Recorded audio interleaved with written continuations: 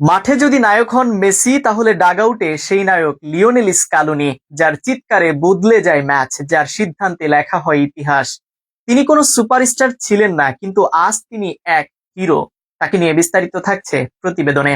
একসময় তাকে বলা হয়েছিল অভিজ্ঞতাহীন, বিশ্বকাপ জয়ের মতো বড় মঞ্চের জন্য অনুপযুক্ত, কিন্তু আজ সেই মানুষই পুরো আর্জেন্টিনাকে নিয়ে দাঁড়িয়ে বিশ্ব ফুটবলের রাজত্বে।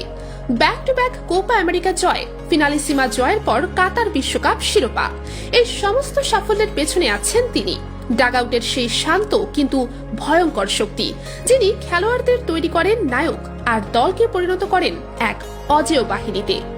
স্ক্যালোনির সবচেয়ে বড় শক্তি, তিনি নিজে হিরো হতে চান না, তার লক্ষ্য হলো খেলোয়াড়দের শক্তি উন্মোচন করা।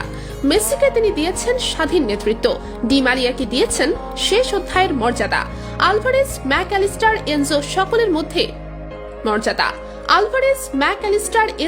সকলের মধ্যে তিনি জন্ম দিয়েছেন আত্মবিশ্বাস। ডাগআউটে তার উপস্থিতি শান্ত, কিন্তু সিদ্ধান্তে তিনি ভয়ঙ্কর। প্রতিটি বদল, প্রতিটি ট্যাকটিক খেলোয়াড়দের মধ্যে আত্মবিশ্বাস জাগায় আর প্রতিপক্ষকে দমে ফেলে।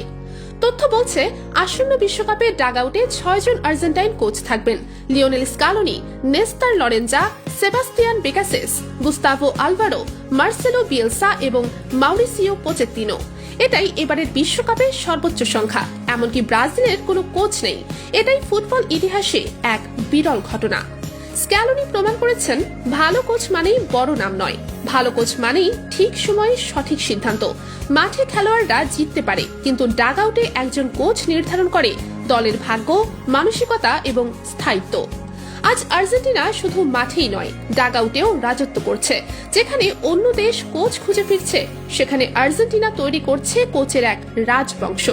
স্ক্যালোনি শুধু কোচ নন, তিনি একটি দর্শন, একটি মডেল, একটি নীরব বিপ্লব। মাঠে যেমন বলা হতো, without Messi Argentina is nothing, আজ বলা হয়, without Scaloni this Argentina is incomplete. ডাগআউটের এই আকাল হিরো আলো চায় না, কিন্তু তার নেতৃত্বে দল জ্বলে। প্রতিটি ম্যাচ, প্রতিটি মুহূর্ত প্রমাণ করে বিশ্ব ফুটবলের নতুন রাজা আজ ডাগআউট থেকে শাসন করছে।